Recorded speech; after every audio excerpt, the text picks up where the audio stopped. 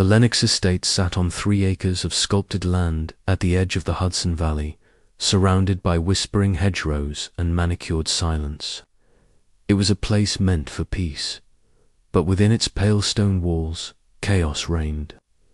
Emma Lennox hadn't slept in 46 hours. The twins, Elias and Theo, had woken again, screaming at 2:17 a.m., sharp same time as the night before, and the night before that, night terrors, the doctor had said.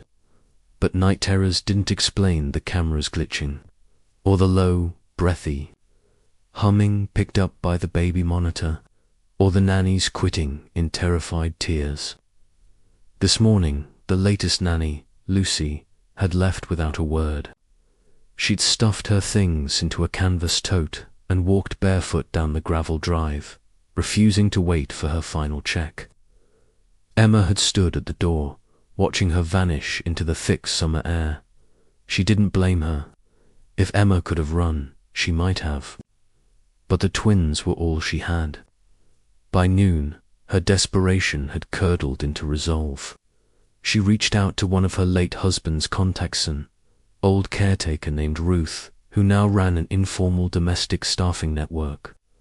Emma didn't explain what she needed. She just asked for someone discreet. By 4 p.m., the doorbell rang. He was older than she expected, late 50s, maybe early 60s. Broad-shouldered, clean-shaven, wearing a grey cotton shirt and boots dusted in garden soil. A dark cap shadowed his eyes. "You're Emma Lennox," he said. Not a question, a statement. She nodded, unsure. "I'm Daniel Weber. Ruth sent me." His voice was low, the kind that didn't require volume to command attention. When he smiled, it was polite but tired, like a man who had long since stopped needing approval. "And you're a housekeeper."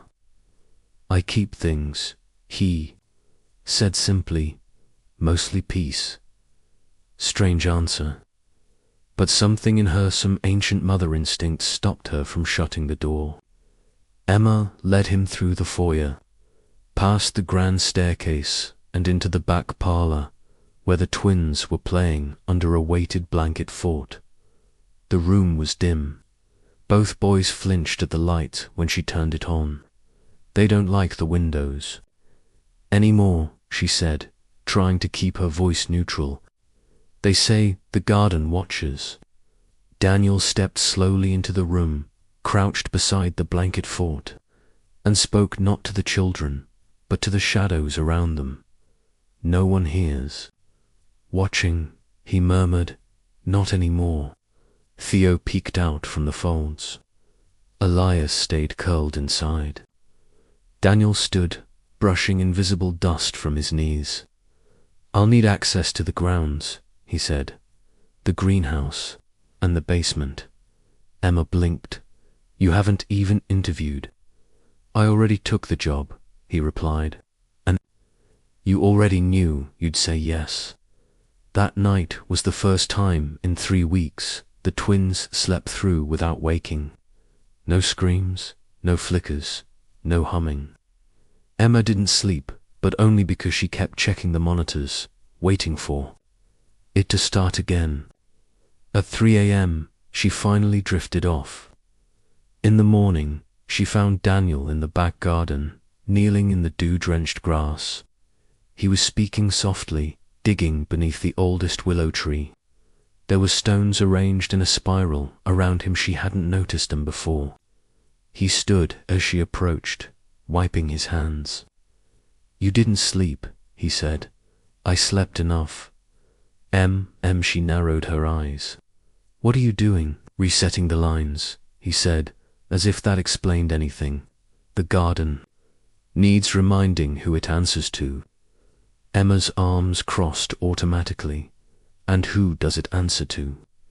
"Children," he said simply, "and mothers who listen." Before she could respond, a voice interrupted them, a small one, "Mama." Emma turned. Elias stood barefoot on the patio, his curls matted eyes wide but calm. "There's a boy outside," he said. "He's drawing." Emma glanced back at Daniel. "That would be Jonas," he said. "Jonas, my son. You didn't mention a son. You didn't ask." Jonas didn't come inside. He sat at the edge of the greenhouse each afternoon, sketchbook in hand, scribbling furiously with charcoal pencils. He never spoke unless spoken to, and even then, only briefly. His face was pale, thin, watchful. Emma brought him lemonade once. He said thank you without looking up. That night, Ilias drew for the first time in months.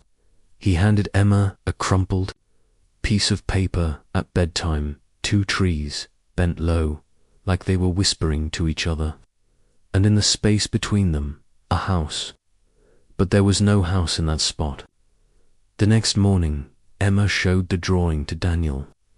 He stared at it for a long time.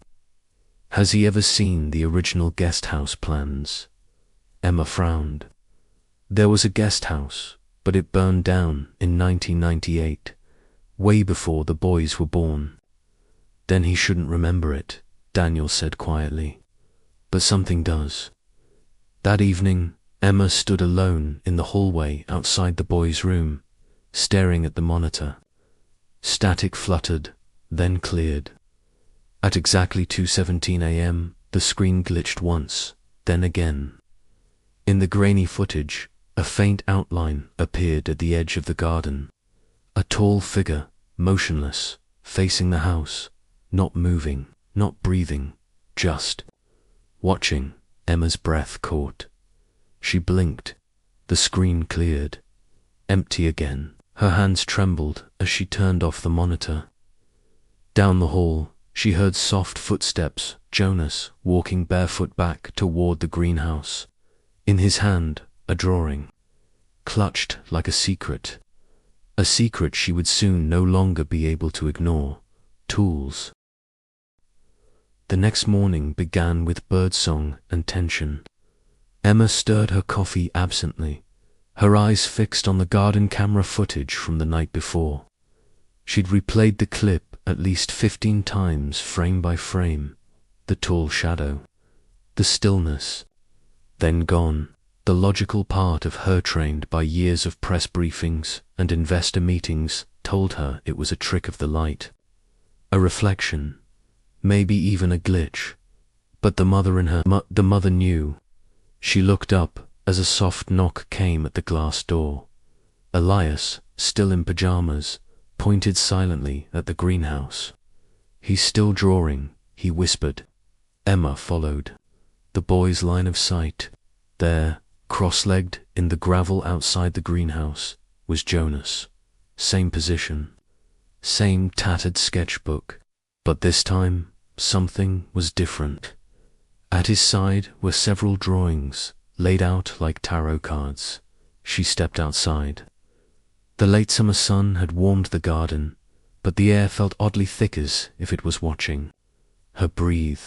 "Jonas," she called softly. The boy didn't look up. He was shading a dark figure standing beneath twisted branches. The trees around it curved unnaturally inward.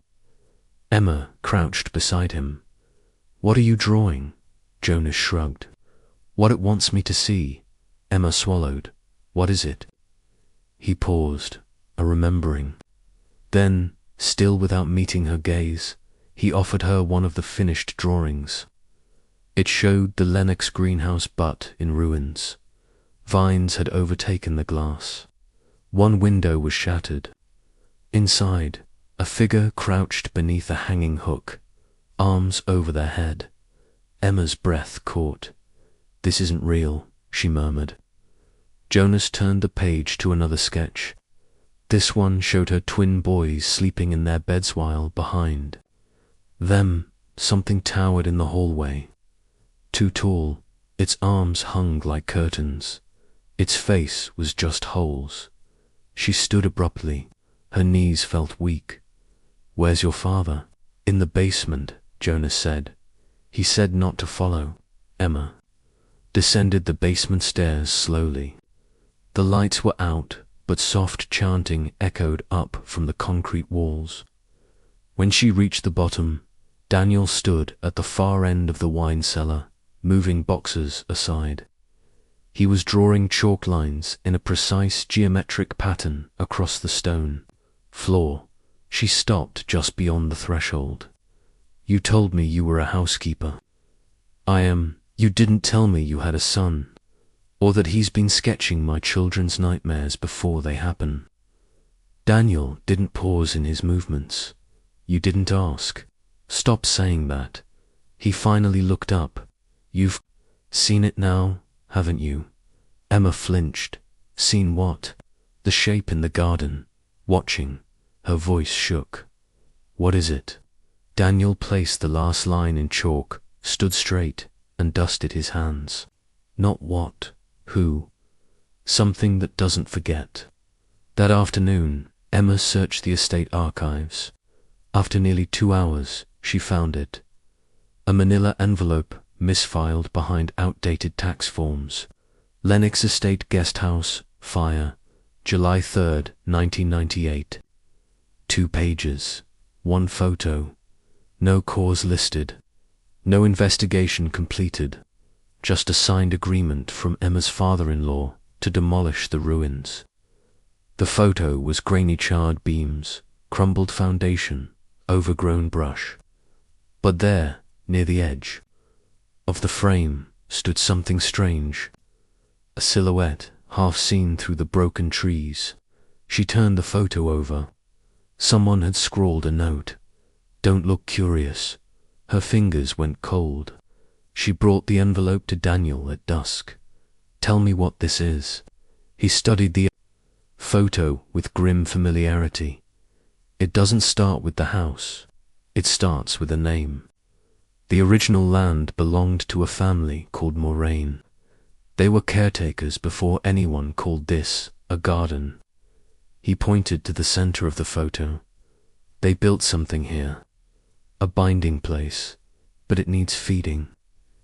Emma's skin prickled. Feeding memories, fear, the grief of children. That's why it chooses homes like this. Broken families. Emma nearly laughed. "We're not broken." Daniel looked at her evenly. "Then where's your husband?" Her breath caught. "Dead? How?"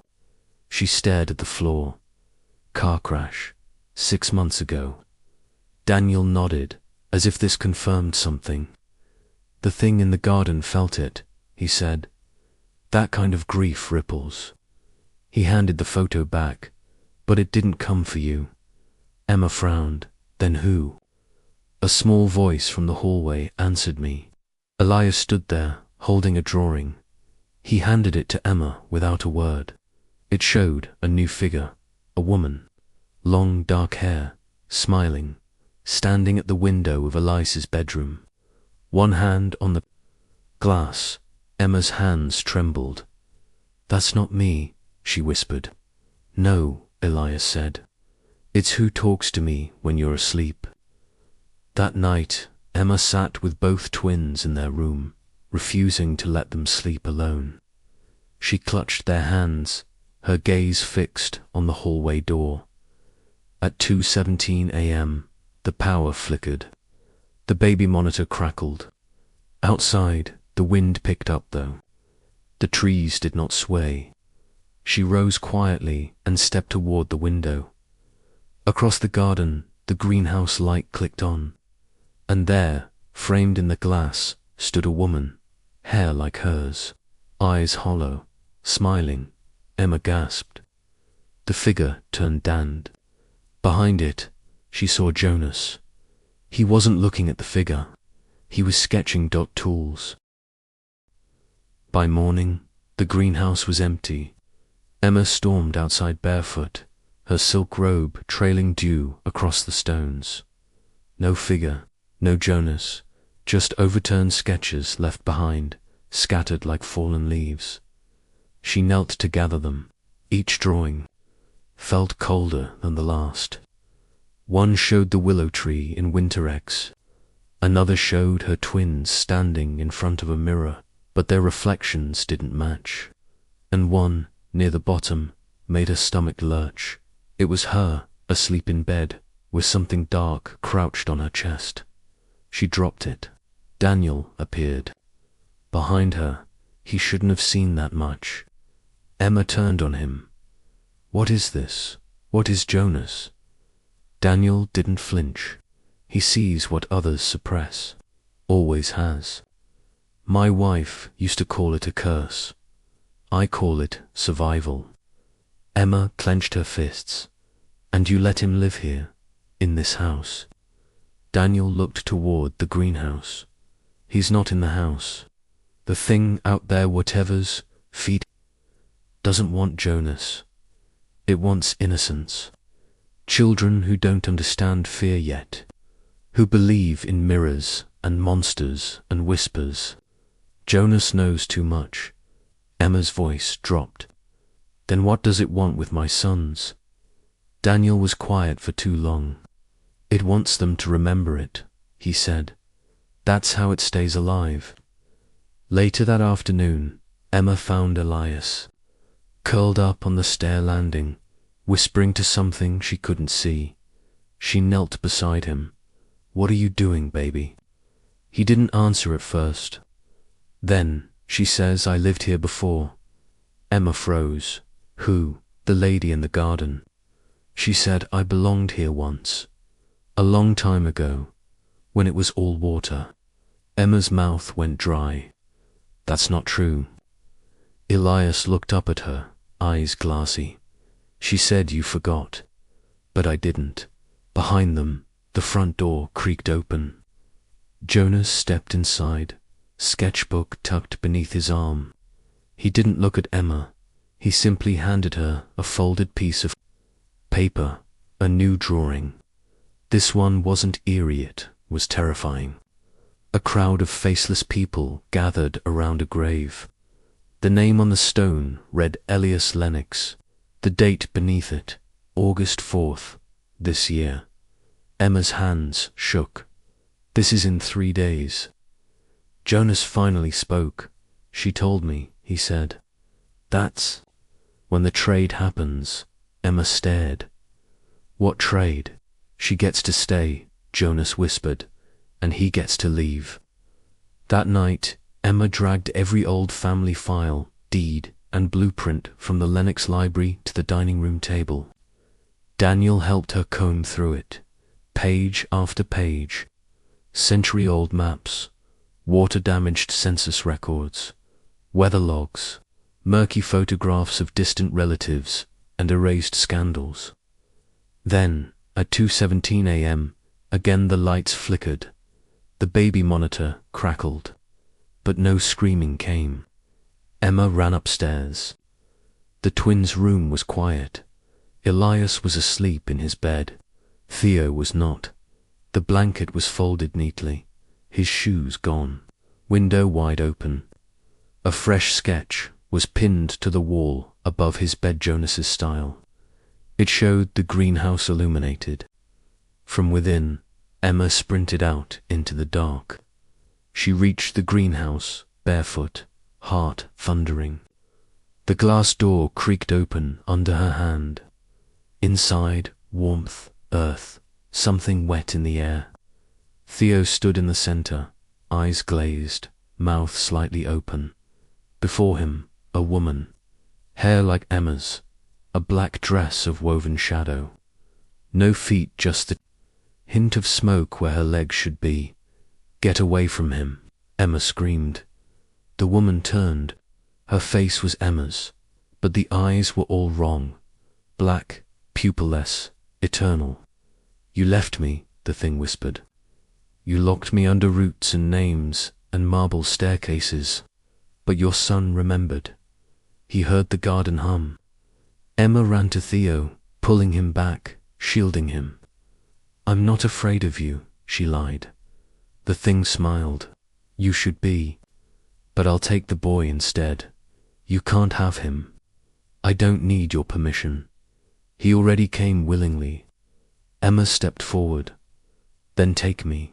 Behind her, Jonas's voice rang clear and sharp. No. He stood at the entrance of the greenhouse, sketchbook wide open, and for the first time, he wasn't drawing what he saw. He was drawing what he wanted. The woman hissed. Her body shimmered, glitched like a broken signal. You cannot change what's promised, she rasped. Jonas looked her in the eyes. Then I make a new promise. He drew a massive tree, cracking open at the trunk, roots unraveling, the ground swallowing the dark figure whole. And as the ink settled, so did the air. With a scream like wind through bone, the woman shattered, dissolving into ash that scattered across the greenhouse floor. Theo collapsed in Emma's arms. Back at the house, Daniel sat beside Emma on the porch steps. You broke the cycle, he said. Emma held Theo close, brushing his curls with shaking hands. She wanted a trade, she whispered. But Jonas rewrote the contract. Daniel nodded. That's what makes him different. From behind them, Jonas emerged. He looked drained but at peace. He handed Emma the final drawing. It showed the house, quiet, no shadows, the family together on the porch, and beneath the tree, a single gravestone. Here lies the lady in the garden, forgotten at last, tools. 3 nights of silence, no flickering lights, no whispers, no shadows gliding past the windows, just rain falling softly over the garden. Emma thought they were free, until Theo stopped speaking. He wasn't sick, he wasn't scared, he simply stared vacantly, blankly, the old cellar door in the kitchen floor. He won't eat, Daniel said grimly, or drink. Jonas stood nearby, sketchbook clutched to his chest like a shield. He hears her still. Emma shook her head. She's gone. You said she was gone. I said she shattered, Jonas corrected. But where do shattered things go? Daniel crouched by Theo and gently touched the boy's temple. He's listening, Daniel whispered, to something below. Emma followed his gaze to the cellar, the one part of the house she had never been able to enter. The door groaned open with protest. A stale, earthy smell drifted up, a mix of damp stone and something older. Emma descended slowly, flashlight in one hand, Daniel behind her, Jonas holding tight to her coat. They reached the bottom. Beyond the wine racks and old preserves, a narrow corridor led deeper, cut directly into the stone. This wasn't in the original blueprints, Daniel muttered. The passage sloped downward. Emma's feet echoed softly. Water dripped from mossy cracks. Then the path opened into a chamber, a circular room, walls covered in rootstick, twisted veins that pulsed faintly in the light. In the center, a stone pedestal, and on it, a small wooden box. Jonas gasped. He had already begun sketching, his hand moving faster than Emma had ever seen. Emma approached the pedestal. The box was carved with the Lennox crest, 3 interlocking rings, but burned into the lid was something else, a single, open eye. Don't, Daniel warned. It's a seal. Emma ignored him and opened it. Inside, ashes and a ribbon of dark hair. She reeled back. Jonas's voice came quiet and terrified. She isn't gone. She's just waiting for the right name. Emma stared. What does that mean? Daniel pointed at the crest. She was bound by blood, locked in by the first Lennox, but a new name given freely could bring her back. Emma backed away. No one's giving her anything. She's taking now, Jonas whispered. Theo's going to be the name she wears next. They sealed the box and climbed back into the kitchen. Theo hadn't moved, but his eyes were open then. They were not his. Darkness bloomed in them, like ink spreading across a page. "She remembers you," Theo said, in a voice that wasn't his. Emma dropped to her knees. "Baby, please." Theo tilted his head. "You were supposed to be mine, but you gave yourself to a man, built walls, made babies, forgot me." Daniel reached for the boy, but Theo jerked away with unnatural strength. "She's deeper than roots now," Jonas said. "We didn't bury her, we fed her." Emma rose, breath trembling. "Then we burned the garden." Daniel blinked. "What?"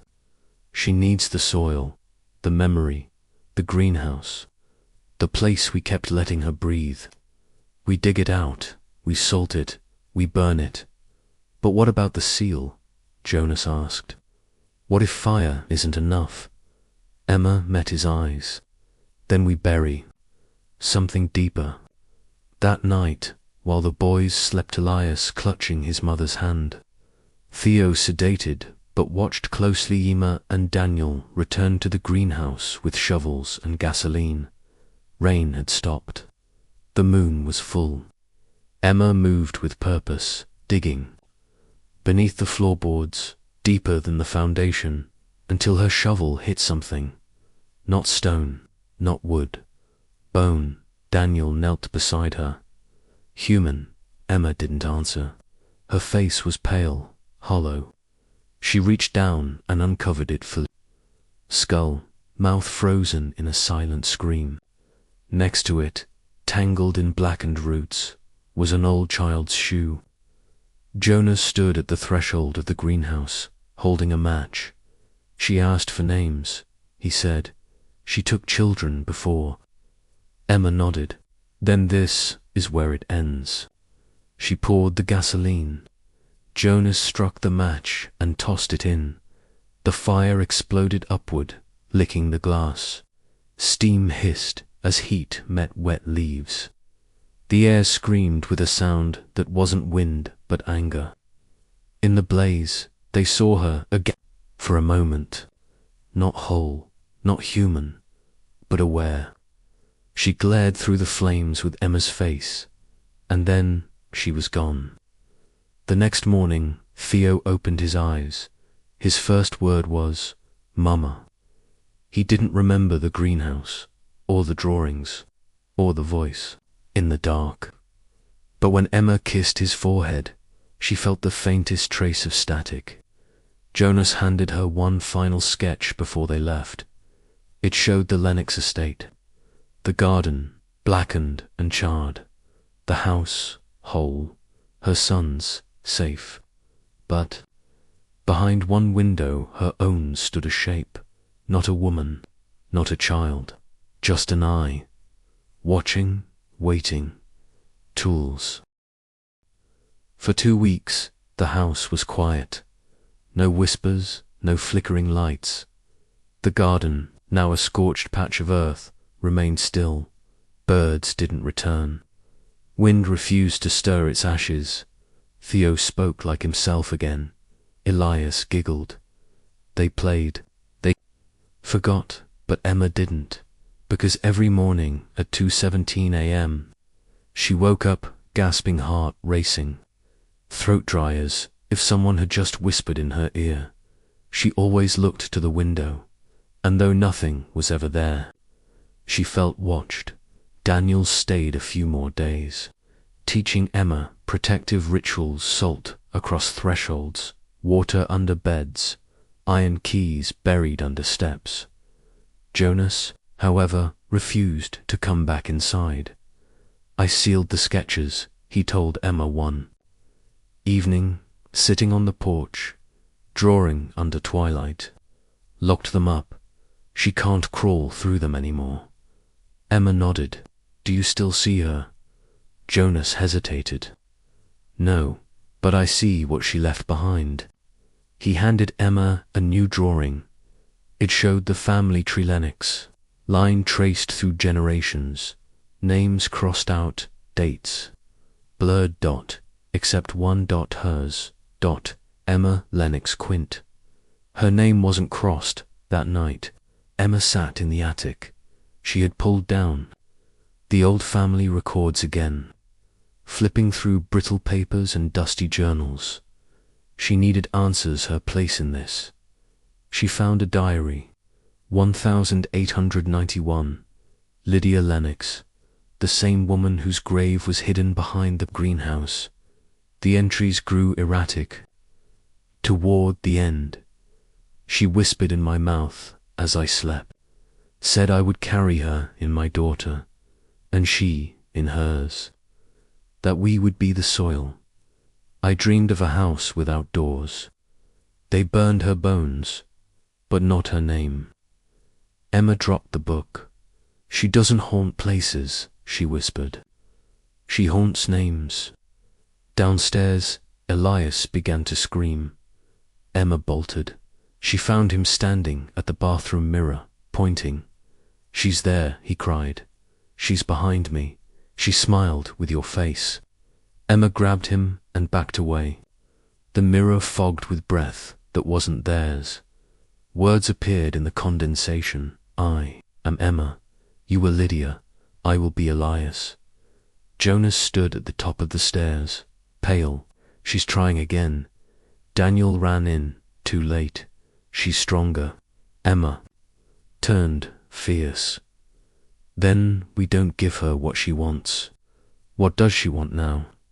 Daniel asked at Emma, looked at Elias, a name. "The attic." Midnight Jonas drew furiously while Emma paced. Daniel lit candles, forming a circle. "I was wrong," he muttered. "We didn't end her in the greenhouse. That was just the mouth. She was rooted in the bloodline." "She's not bound to the land," Emma said. "She's bound to me." Jonas handed her a paper, a blank family tree, but instead of listing ancestors, it asked one thing at the top. "What name do you claim?" "I need to break the chain," Emma whispered. Daniel frowned. "You mean change your name?" "I mean destroy the one she wears." They returned to the cellar. The box of ashes still waited on the stone pedestal, as if time hadn't passed. Jonas stepped forward, holding a single page, the tree, and beneath it, Emma had written, "Emma Quinlan, daughter of no one, rooted in no name." She set the page inside the box. Then, without flinching, she spit on the ashes. "Find a new name," she said. "You're not mine anymore." Then she struck the match. The fire hissed but didn't rise. Instead, it collapsed inward. The box folded in on itself like paper. The roots on the walls shriveled, and from the far end of the chamber, a voice screamed, "No." But it wasn't angry, it was afraid. Later, Emma sat alone in the garden. Jonas approached quietly. "She's gone. How can you tell?" "I tried to draw her. Nothing came." Daniel stood at the door. "Do you want a new last name now?" Emma shook her head. "No, I want to earn this one again." The boys grew. The house stayed quiet. Seasons changed. But sometimes, when Emma passed the mirror, she'd pause, just long enough to see herself and be sure it was only her final scene. Years later, Elias, now a teen, sits beneath the old willow, flipping through a sketchbook Jonas gave him long ago. He pauses on a page he's never seen before, a drawing of the cellar and a woman in the center. Burning at the bottom, scribbled in fading graphite. She's gone, but names are like roots. Some sleep, some grow back. Elias looks toward the house. He doesn't say anything, but somewhere behind him the wind shifts, and far beneath the floorboards, a root twitches.